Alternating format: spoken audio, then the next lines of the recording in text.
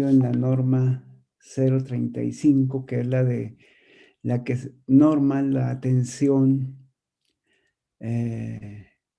médica y preventiva a la seguridad y a la higiene de los trabajadores.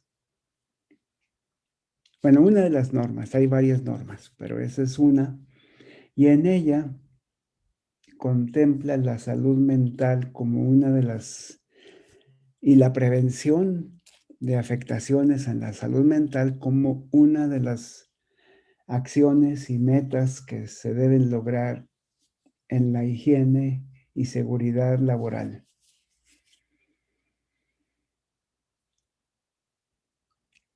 Es 2019, fíjense bien.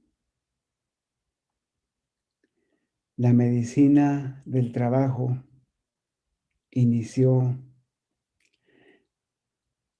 como vestigios con Ramazzini, un médico italiano en el siglo XVIII, que fue el que empezó a detectar y a escribir y a declarar que el trabajo, pues, los trabajos, cuando no se planeaban bien y no se cuidaba bien a los trabajadores, podían provocar enfermedades en los trabajadores y que estas enfermedades se podían evitar si se cambiaban las condiciones de trabajo.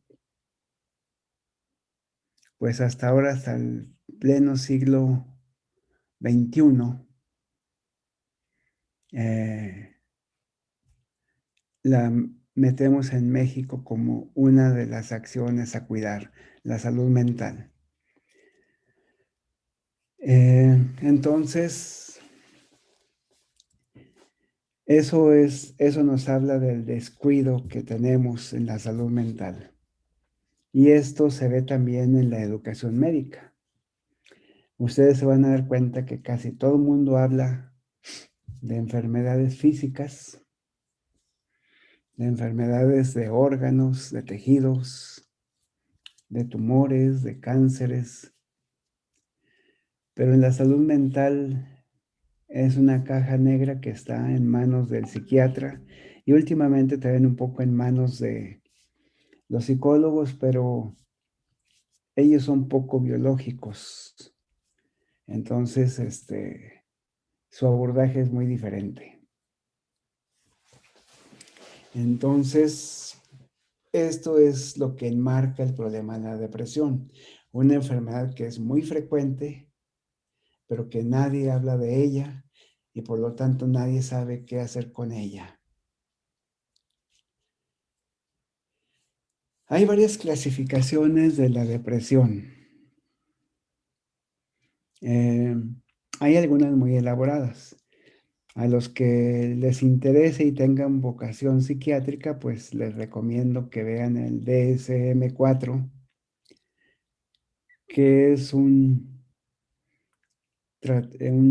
catálogo, es un libro, pero está escrito en forma de catálogo de las enfermedades mentales y trastornos mentales.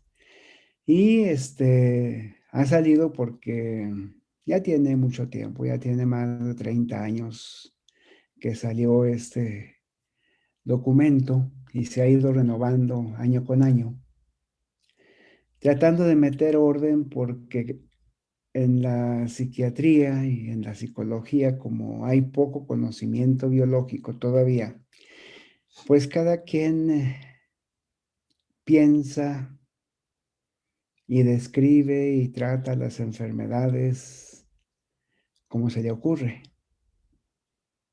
Entonces todavía ocurre eso. Entonces, libro y catálogo trata de dar los criterios básicos necesarios para ir definiendo cada enfermedad. Algo muy similar a lo que ocurre con la clasificación internacional de enfermedades, en nuestro caso de la medicina basada en evidencias. Entonces, ahí hay una clasificación mucho más elaborada y compleja, pero desde el punto de vista clínico de medicina general, esta es una clasificación que a mí se me hace muy útil. La clasifica básicamente en tres tipos: la reactiva, la endógena y la depresión o trastorno bipolar. La reactiva es la más frecuente, es la más benigna. Muchas veces, la mayoría de las veces es autolimitada y generalmente es reactiva a una pérdida o a una sensación de pérdida. ¿Por qué? Porque a veces no es una pérdida, nada más siento que perdí algo. Generalmente ese algo puede ser cosas muy concretas como un trabajo, como eh, la casa, un patrimonio, o pueden ser personas, o sea, la pérdida de una madre, de un padre, de un hermano, de un hijo. O sea, todos esos provocan mucho sufrimiento y esto puede desencadenar un estado de depresión. La depresión no es lo mismo que la tristeza, eso hay que tenerlo claro. La tristeza es un síntoma de la depresión, pero es nada más un síntoma de la depresión, no son sinónimos. Una tristeza profunda no quiere decir que el paciente tiene depresión. Ahorita vamos a hablar un poco más de lo que es la depresión. Entonces, esta es la depresión reactiva. O sea, es en reacción a algo. Ahorita hablé de las causas más simples. Hay causas más complejas como son, este, por ejemplo, los traumas continuos ocasionados a veces por maltrato, pueden ocasionar depresión y es una depresión reactiva. Aunque en estos casos, cuando se llega a ser crónica y la intensidad es lo suficientemente agresiva, puede desencadenar una depresión reactiva que es muy similar a la endógena. O sea, ya no se autolimita. ¿A qué me refiero con que es autolimitada? Pues que al cabo de un tiempo se quita sola. Así como una infección viral de vías respiratorias altas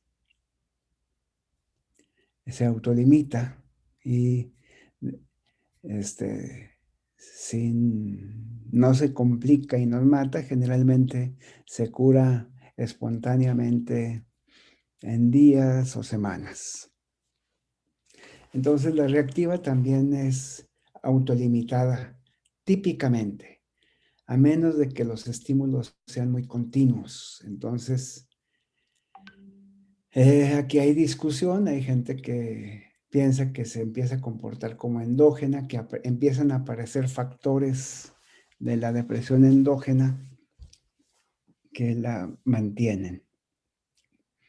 Bueno, pero en términos generales, una depresión reactiva es una depresión que es en reacción a algo, por eso se llama reactiva, y que generalmente si es un estímulo único de corta duración, es autolimitada. La endógena, clásicamente, es una depresión que no ocurre en reacción a algo o algún evento o alguna pérdida o alguna sensación concreta que se pueda concretar en algo, sino el paciente paulatinamente y por lo menos en su ambiente no se detecta una causa, el paciente empieza paulatinamente a presentar síntomas de la depresión y paulatinamente empieza a tener estados depresivos que pueden desencadenar y que desencadenan muchas veces un estado depresivo y usualmente sí es muy, eh, puede llegar a ser muy profundo y es una enfermedad que no es tan fácil de tratar. Entonces, esa es la endógena. Aquí hay un estadio que el DSM-4 sí contempla, que es reactiva, pero es reactiva a manipulaciones mentales, pero sobre todo manipulaciones farmacológicas. Y aquí a lo que se refiere es precisamente a las manipulaciones a través de drogas de abuso o drogas recreativas que se les ha llamado. A mí se me hace más correcto el término de drogas de abuso. Algunas de ellas, sobre todo los estimulantes, cuando pasa su efecto estimulante, causan un cuadro muy similar a la depresión y pueden paulatinamente ir provocando un cuadro que aparentemente es reactivo, pero si se sucede el estímulo repetitivo, puede desencadenar una endógena o un bipolar, ¿verdad? Entonces, la palabra endógena quiere decir que viene de adentro. O sea, algo en el interior del cerebro empieza a funcionar mal, aparentemente sin una causa externa, y paulatinamente la persona empieza a tener síntomas, síndromes y enferma en depresión. Y el trastorno bipolar se ha hecho muy famoso ahora, como los artistas a veces tienen, algunos de ellos dicen, ¿no? A mí no se me hace, pero algunos de ellos dicen que tienen trastornos bipolares. Muchas veces es como un efecto secundario a uso de drogas de abuso. Otras veces los que sí son artistas de veras también tienen que ver mucho con una personalidad muy sensible. Pero generalmente esos artistas no son famosos y sí son artistas. Entonces, pero ese trastorno bipolar se ha hecho muy famoso, en Cosmopolitan y Vanidades aparece a cada rato. Pero sí es una enfermedad cuando sí es cierto, es una enfermedad muy compleja porque el paciente oscila entre la depresión y la manía. De hecho, si agarran un libro viejo de hace 40 años, se le llamaba trastorno maníaco depresivo.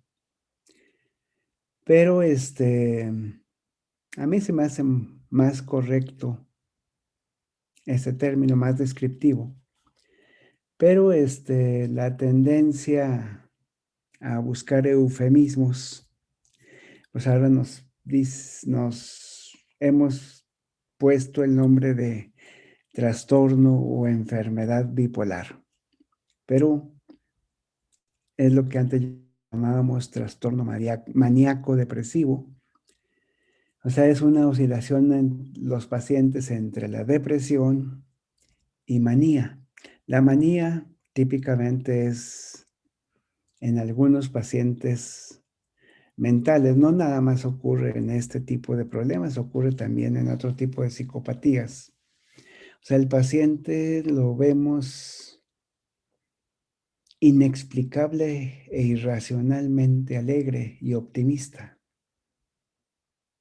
haciendo proyectos, haciendo ideas, sintiendo que ya todo va a ir bien y proponiendo cosas, así, o sea, como alguien que despierta con 2 pies derechos, ¿verdad? Y así puede durar algunos días o semanas, generalmente son días, y luego se empieza a opacar, se empieza a deprimir, a no salir, a quedarse aislado. Y esta fluctuación es lo que provocó este síndrome y sí es mucho más complejo que la depresión endógena y reactiva. Entonces, esto nos permite poder saber cómo se está comportando la depresión y poder saber qué es lo que sí nos toca como médicos generales, qué es lo que no nos toca como médicos generales y qué es lo que nos toca, pero nada más como un vigilante del seguimiento de un paciente psiquiátrico, porque al médico general también le toca el seguimiento del paciente psiquiátrico ambulatorio, ¿verdad? Porque alguien lo tiene que ver y los psiquiatras tienen, acuérdense que los psiquiatras, aún los privados, tienen listas de espera muy largas. Entonces, eh, yo creo que es una de las especialidades que están más colapsadas por falta de especialistas. En general, el sistema médico está muy colapsado. Con esta pandemia se vino a quedar claro, pero psiquiatría es una de las que tradicionalmente está muy, muy colapsada, precisamente por la desatención de la sociedad. Tampoco hay que echarle la culpa al gobierno, sino la misma sociedad no quiere saber nada de enfermedades mentales. Entonces, esa desatención hace que haya muy pocos psiquiatras para la magnitud del problema que existe en términos de salud pública. Bueno, esa es la introducción a lo que es la, lo que es la enfermedad. ¿Qué es la causa? Sobre todo desde el punto de vista fisiopatológico, que es lo que más vamos a ver aquí. Nada más dejen, pongo mi relojito. Ok, ok. ¿Qué es lo que la origina? Pues como les decía, en el cerebro sabemos en realidad muy poco, aunque cada día vamos aprendiendo más y más. Entonces, lo primero que se empezó a manejar fue lo que llamamos la teoría de la amina, aunque en realidad son dos aminas las que planteamos que están involucradas, la noradrenalina y la serotonina. Y como anteriormente les decía en la clase de ayer, la farmacología ha contribuido con muchas evidencias, sobre todo en la migraña y también en la depresión. ¿Por qué? Porque muchas de las principales evidencias de saber qué está pasando fisiopatológicamente en la depresión ha venido de evidencias a partir de fármacos. ¿En qué consiste esta hipótesis de la amina? Pues se descubrió, ya les hablé yo cuando hablamos adrenérgicos, de un fármaco antihipertensivo que se usó allá en los 70s y 80s, que les digo que era un buen antihipertensivo, fácil de usar, consistente, o sea, un médico lo podía usar con confianza de que iba a provocar una disminución de la presión arterial y generalmente si era cauteloso, sensatamente cauteloso, iba a obtener buenos resultados o un resultado alentador. Aunque no tuviera mucha experiencia ese médico, era un buen fármaco para un médico joven, que recién egresado. Y ese fármaco es la reserpina. Esa es la estructura de la reserpina. Y hablábamos de que cuando se sintetizaban las catecolaminas y también la serotonina, pero sobre todo lo veíamos con las catecolaminas, al sintetizarla, había que protegerla de la monoamina oxidasa. Entonces lo que hacíamos es de que la noradrenalina la almacenábamos en vesículas para que no quedara expuesta a las mitocondrias que hay por todos lados y que sobre todo en la neurona tiene muchas mitocondrias y que tiene esta enzima que es la de estructura de aminas, oxida aminas y ya las inactiva. Entonces, lo normal es que tengamos adentro de las vesículas la norepinefrina almacenada, porque la que está aquí en lo que se llama el pool citoplásmico de norepinefrina está muy vulnerable a la monoamina oxidasa. Entonces la almacenamos. Y ya de aquí, cuando hace falta que llegue el potencial de acción, exocitamos estas vesículas y producimos el efecto que provocan la sinapsis, o sea, el efecto de estimulación. Bueno, la reserpina, ¿qué hace? Lo que hace es que inhibe a la proteína que transporta a la norepinefrina y también a la serotonina al interior de la vesícula. De tal manera que, por ejemplo, en este dibujo, lo plantea como si le hubiéramos hecho orificios. ¿Por qué? Porque este transportador es un transportador activo. Si lo inhibimos, empieza a funcionar de acuerdo a difusión, entonces sí puede salir la reserpina, por difusión sale.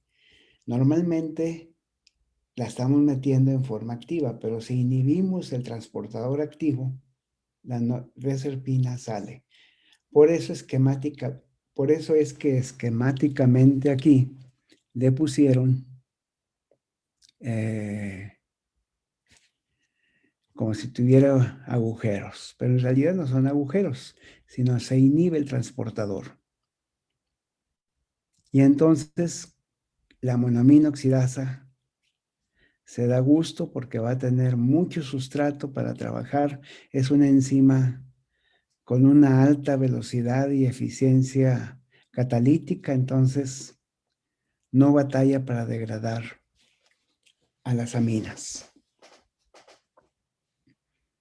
Y el resultado es que entonces las reservas celulares de norepinefrina disminuyen.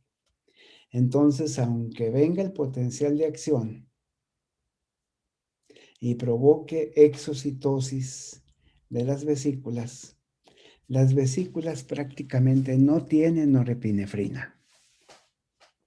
Y el resultado es que disminuye la estimulación de norepinefrina.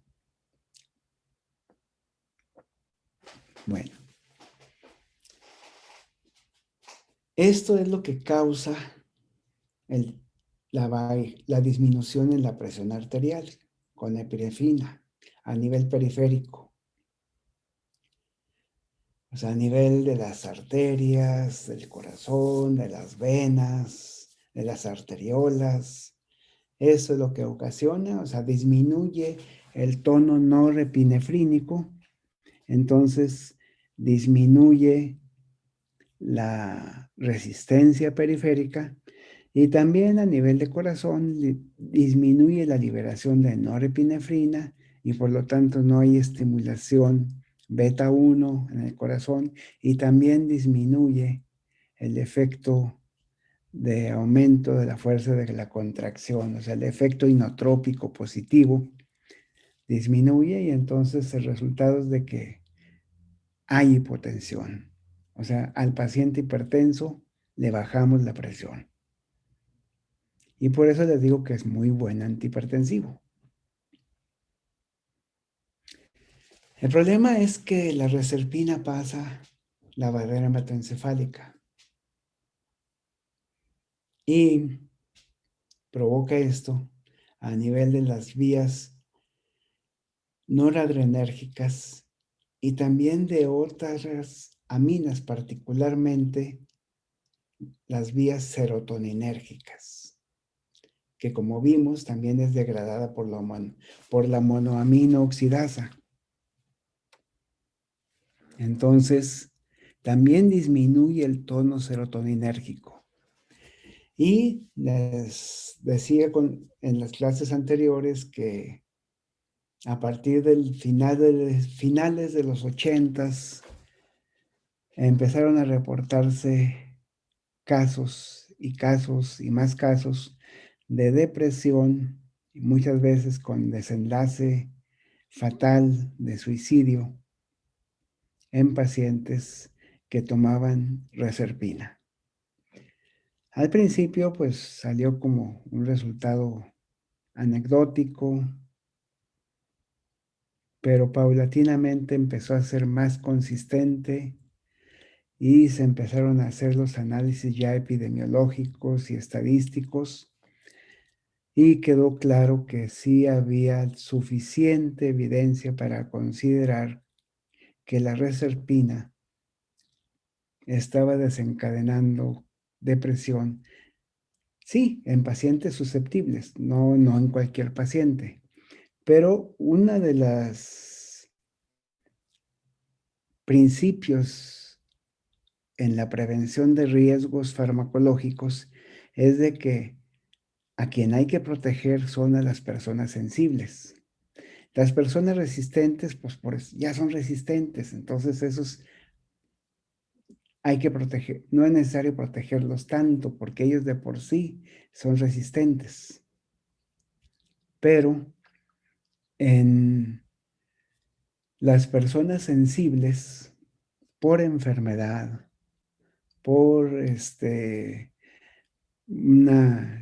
por sus características genéticas, su carga genética, enfermedades previas, en fin, ¿qué es lo que, por ejemplo, estamos viendo con ahorita la pandemia?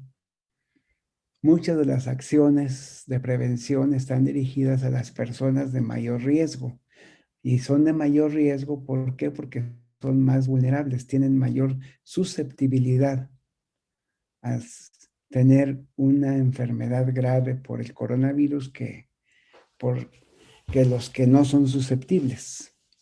Entonces, lo mismo ocurre con los fármacos. Cuando uno hace la evaluación de riesgos de los fármacos, uno tiene que pensar en los más sensibles, no en los más resistentes. También hay que pensar en los resistentes, porque si el fármaco es muy tóxico, también los mata o les puede hacer problemas. Pero generalmente uno primero empieza viendo qué pasa con los más sensibles. Entonces, en personas susceptibles empezó a causar depresión. Y si nos damos cuenta que 6 de cada 10 personas pueden desarrollar depresión, entonces vamos a ver que susceptibles hay muchos. Entonces, ¿cuál fue el resultado? Pues que en muchos países se sacó del mercado y aparecieron fuertes recomendaciones de no usarlo para el tratamiento de la hipertensión. Paulatinamente se han desarrollado nuevos medicamentos contra la hipertensión, entonces ha sido sustituida la reserpina. Pero desde el punto de vista psiquiátrico, esa experiencia nos dio pistas de por dónde andaba algunas de las causas fisiopatológicas de la depresión. Y esto después se reforzó porque muchos de los medicamentos antidepresivos que vamos a ver en este tema, lo que provocan es que haya mayor nivel de aminas, ya sea norepinefrina o serotonina o dopamina en la sinapsis. Entonces, la evidencia farmacológica apoya esta teoría de que las aminas juegan un papel importante en el desarrollo de la depresión. Sin embargo, no es perfecta la teoría. Tiene un hueco, un enigma, y es de que los cambios bioquímicos, por ejemplo, la corrección de los niveles de norepinefrina por los antidepresivos, son inmediatos, ocurren a las pocas horas. Si yo les doy a un paciente deprimido antidepresivos y cuantifico sus niveles de norepinefrina cerebral y en algunos núcleos cerebrales críticos de la depresión, veo que entre las 8 a las 12 horas ya aumentaron sus niveles de aminas, ya sean noradrenalina, dopamina o serotonina. Sin embargo, la mejoría clínica, o sea, donde el paciente empieza a sentirse mejor, es hasta después de 3 semanas. Entonces, no es nada más esta cuestión de las aminas. Hay otras cosas, además de las aminas. Entonces, la teoría esta ayuda para entender en una forma muy rudimentaria qué es lo que pasa con la depresión, pero es una sobresimplificación. Han aparecido paulatinamente más evidencias. Por ejemplo, los artículos que le subí, hay uno que es una revisión sobre los conceptos actuales de depresión. Y pues su figura es como esta. O sea, además de la serotonina, aquí están con las neuronas cognitivas. Porque uno de los síntomas y signos de la depresión es el deterioro cognitivo. O sea, el paciente deprimido paulatinamente empieza a tener deterioro cognitivo. Y eso también lo hace que profundice su depresión, porque, o sea, es una concatenación de ideas que vamos a ver ahorita en otra diapositiva. O sea, el paciente empieza a perder autoestima, a sentirse menos, a sentirse inútil, y conforme empieza a disminuir sus capacidades cognitivas, que se da cuenta, o sea, no es tonto, eso le empieza a confirmar que en realidad es un inútil, pues. O sea, empieza a haber un círculo vicioso donde el paciente también, pues dice, sí, es que ya no puedo, ya no puedo hacer cosas, no sé qué hacer. O sea, y cuando quiere hacer algo le sale mal, pues lo único que hace es que se refuerza su incapacidad. Y entonces hay un problema cognitivo, además de lo meramente anímico. Y se ha visto que en la depresión hay una serie de factores glutamatérgicos a través de receptores AMPA y receptores NMDA, que seguramente vieron en fisiología, y que curiosamente pueden ser bloqueados por ketamina. Y la ketamina, a lo mejor a ustedes les toca, ahorita apenas están haciendo los primeros ensayos clínicos, pero la ketamina es un anestésico que ya sabemos, lo hemos usado por mucho tiempo como anestésico, pero está surgiendo como otro recurso más para el tratamiento de la depresión y sobre todo porque está logrando resultados en más corto tiempo, o sea, en cuestión de días, no en 3 semanas, sino en cuestión de días. El único problema es de que también tiene otros efectos también, o sea, la que tiene efectos disociativos, aunque se usan dosis subanestésicas, pero y curiosamente esto lo empezamos a descubrir a partir del uso como droga de abuso. La ketamina, los malosos la empezaron a vender como una droga de abuso. Entonces, pero si se fijan, ya cada vez se va haciendo más complejo, pero tal vez lo más importante de este esquema, que si quieren verlo con detalle, está el artículo completo ahí en los recursos, es que estos efectos de bloqueo de la ketamina favorecen que aumente el factor neurotrófico dependiente de neuronas o BDNF, y esto junto con otros cambios en la expresión de genes aumentan la neuroplasticidad, que es de lo que disminuye en el paciente deprimido. De hecho, un paciente con depresión profunda, con depresión bastante severa, puede ser un paciente que no se distingue de un paciente, que no es fácil de distinguir, sí se puede, pero no es fácil de distinguir de un paciente con Alzheimer. Entonces,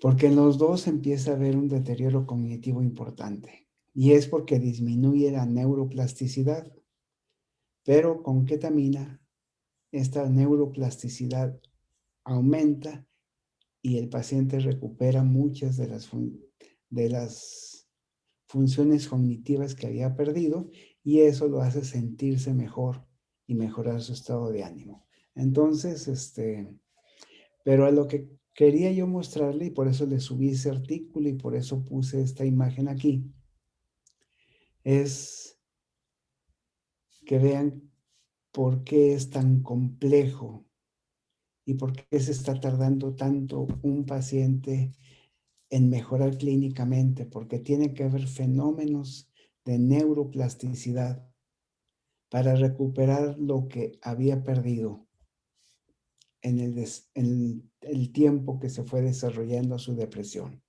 Entonces, no son nada más las aminas, son parte importante, pero hay otros elementos en la enfermedad que también contribuyen a la enfermedad y la hacen mantenerse.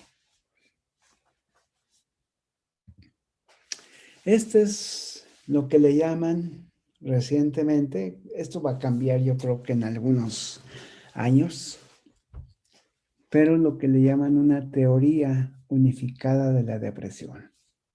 Como en casi todas las enfermedades, pues hay factores genéticos que contribuyen que son factores de riesgo para la depresión. Últimamente están poniéndose mucha atención en factores epigenéticos, que seguramente ya lo vieron en biología molecular. Son cambios que ocurren sobre los genes después de haber nacido. Eso es lo que quiere decir epigenética.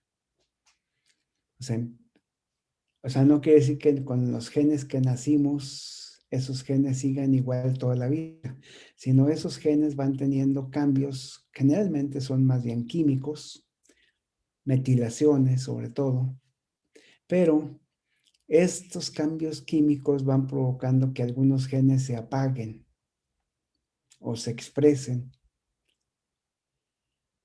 aunque no debieran expresarse ni apagarse.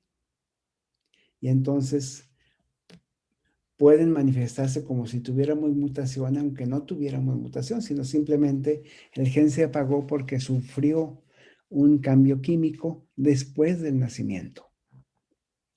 Eso es lo que se llama epigenética, en pocas palabras. También hay factores ambientales, el estrés, los traumas, las dinámicas interpersonales, o sea, y que al igual que en otras enfermedades, los factores ambientales a veces son más poderosos todavía que las causas genéticas. O sea, puede haber gente que no tenga en su familia ni la sola huella de alguien deprimido, pero que sí ha sido sometido a traumas o estreses o dinámicas interpersonales que ahora se ha puesto de moda de decirles tóxicas, pueden empezar a desarrollar problemas de depresión. Bueno, todo esto empieza a producir una serie de alteraciones que cada vez se van obteniendo evidencia. Antes, lo que habla la teoría de la mina son estas, factores de neurotransmisión. Sobre todo, como decíamos, serotonina, norepinefrina y dopamina. Últimamente, en los últimos 10 años, ha ganado también su espacio el ácido glutámico, ¿no?, que es un neurotransmisor sobre todo cortical. El equilibrio entre estos puede provocar inflamación y alteraciones en la conectividad del sistema límbico. En el sistema límbico radica mucho funciones abstractas de bienestar o de dolor. Entonces, pero fíjense que las flechas van para los dos lados. No nada más es que esto cause esto, sino esto, el dolor, también puede provocar cambios en los neurotransmisores, en algunos casos hay evidencias de inflamación o de citocinas inflamatorias. El eje hipotálamo, hipófisis, suprarrenal, también empieza a haber mucha hiperactividad. Y esto es vital, sobre todo para la depresión profunda, que es que empiece a reducirse la neuroplasticidad. La neuroplasticidad es algo que siempre vamos teniendo. Mientras estemos con un cerebro funcional, tenemos neuroplasticidad, para abajo o para arriba. O sea, el cerebro es como un plástico, una arcilla. Podemos trabajarla y hacerla artísticamente muy detallada y muy bella y con muchos detalles y muchas aristas. O simplemente le pasamos un foco muy caliente y la hacemos plana. Pero también la podemos volver a dar forma. Entonces, esto es lo que está ahora contemplándose en la fisiopatología y esto provoca alteraciones clínicas en lo que es nuestros sistemas de negatividad o de expresar y tener pensamientos negativos. En esa sensibilidad a las recompensas, hay veces que nos empezamos a ser insensibles a las recompensas, empezamos a disminuir actividades motoras.